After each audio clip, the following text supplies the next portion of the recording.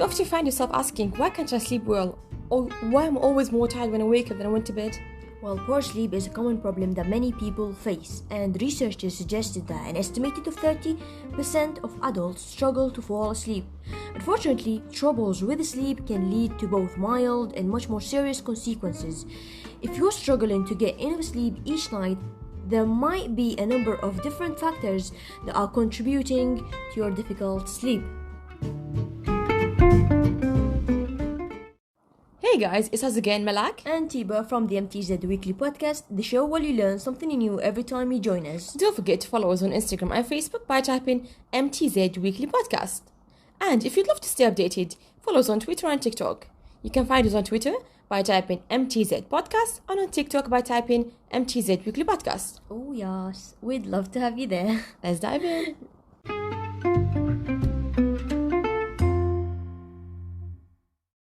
Alright, so today's episode is all about why do some people sleep well while others don't. So first of all, we're going to start with how do we sleep? What is the cycle? What is the rhythm behind sleeping? How do we know when we sleep? And why do some people find it difficult to go to sleep?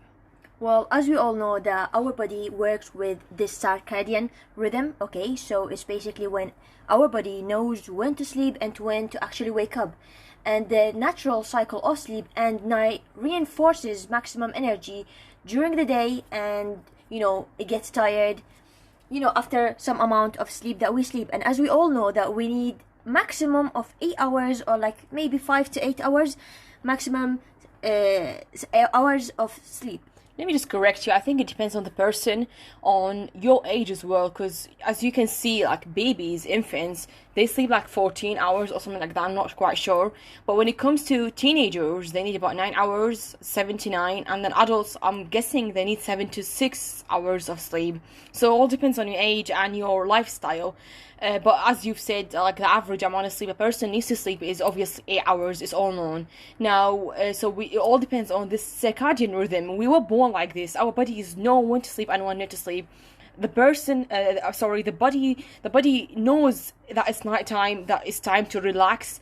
It's time to get energy during nighttime, and then during the day you'll be active and you'll be doing all these activities that you were supposed to do. So that is the healthy sleep. Right, and an average sleeper, the person should at least, when falling asleep, it should at least take 5 to 15 minutes to normally. That is the normal range of actually falling asleep. 5 to 15 minutes. 20 to 30 minutes is actually worrying. Like it could imply insomnia or any other worrying things. Okay, however, whereas if you take less than 5 minutes, which is actually too short, it implies unhealthy exhaustion. It means you're very tired during the day, and that's why you fell asleep quite quickly.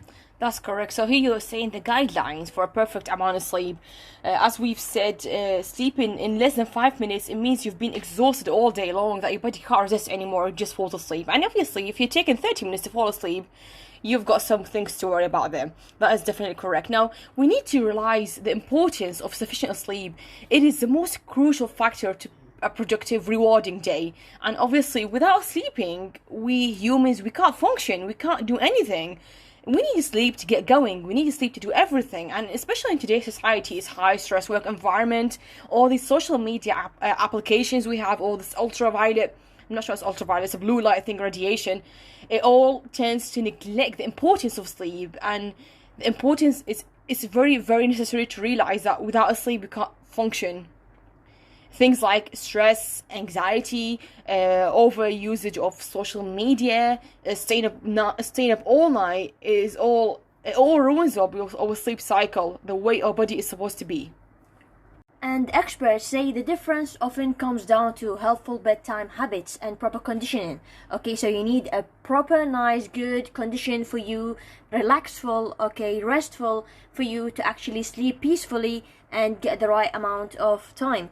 That's definitely correct. So usually, in order for you to get a good night of sleep, you should have a good night ritual, a sleep ritual, let's put it that way, a sleep routine.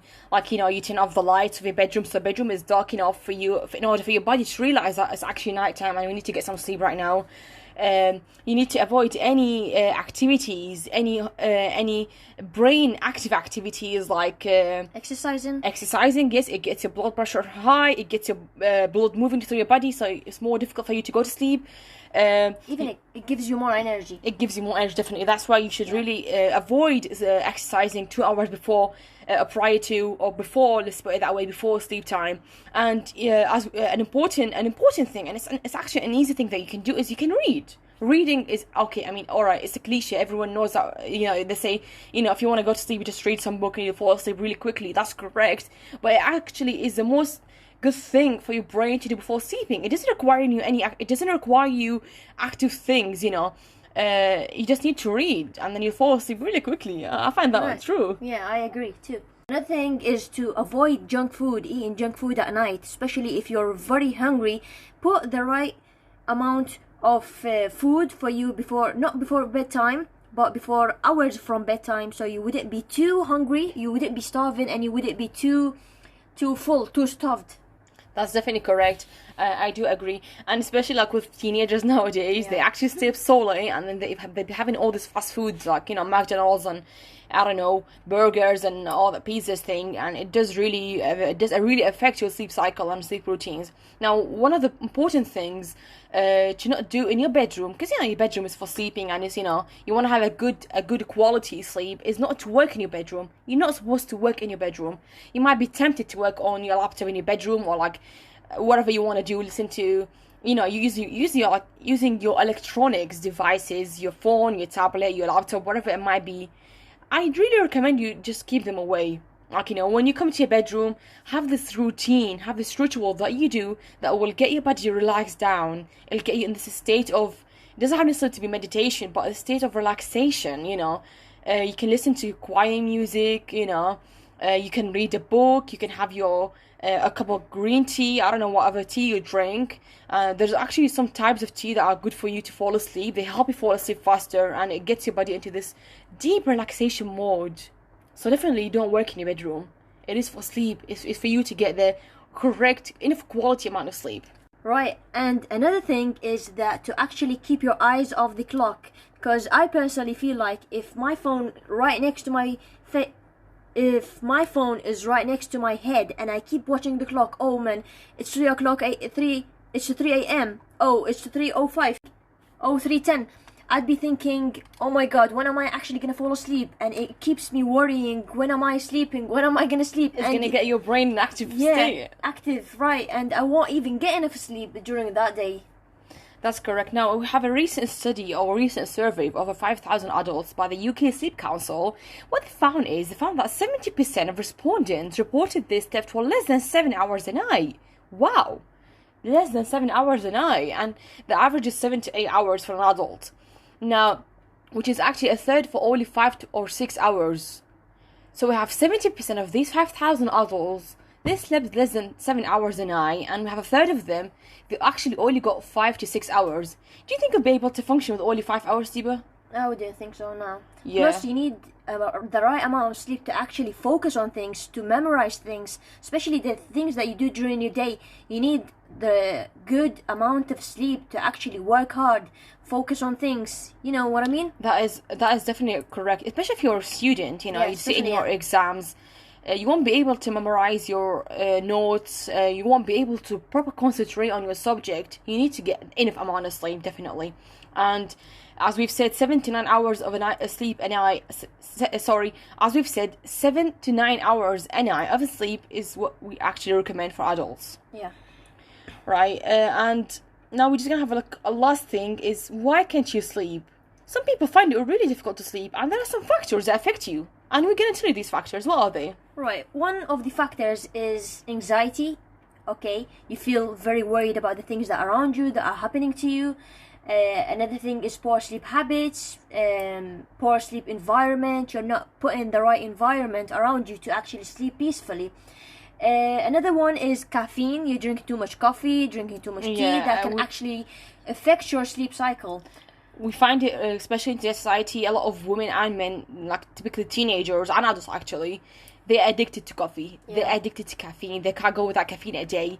And this caffeine, it gets your bloods, it gets your body pumped up full of energy for a few hours, let's put it that way, and you won't be able to go to sleep. So it's definitely recommended to avoid caffeine at night. Try to drink it in the morning when you wake up, or like during the day, so its effect goes away, fades away during the night. Yeah, plus stress. If you're stressing about something, if you have exam the next day, you'd be stressing all night and you wouldn't get enough sleep. And the most important one is screen time. Let's not forget that. Screen time, everyone from kids, 3-4 years old, all up to like whatever age, they're all just using screens, mobile phones, tablets, laptops. Everyone is engaged with screen times, and it's all imposing difficult things on our sleep cycle and our bodies, and it's all negative, let's put it that way, if you're not using it in the correct format. And I feel like we've talked about screen time, have we? We've talked about one of the episodes about screen time or using social media and the effect of social media. Don't forget to listen to that episode. We'll link it down somewhere wherever you listen to your podcast from. Just check the description, or on YouTube as well. We've had an episode talking about, does social media do more harm than good?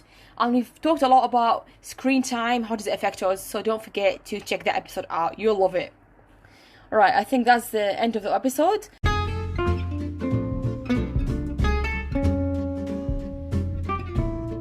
Thank you so much, guys, for tuning in, and we'll be grateful if you could leave us a review on wherever you listen to your podcast from. Whether it's Google Podcast, Apple Podcast, Amazon Music, YouTube, and Listen Notes.